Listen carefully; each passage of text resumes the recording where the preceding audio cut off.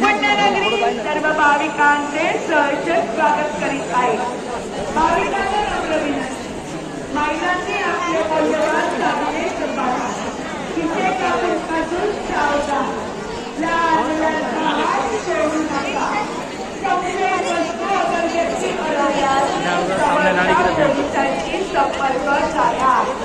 चोरी ज्यावेळेस बंदी घेतली जाईल त्यावेळेस 10 मुलांना कारण चोरी मानेला लागण्याची शक्यता आणि कुणी धक्काबुक्की करू नका. दर्शनासाठी सर्व मार्ग मोकळे आहेत. आपण दर्शन केलेल्या आणि बाबू घेऊन चौकाकडे कसं पाय करायचं आहे. गणपती बाप्पा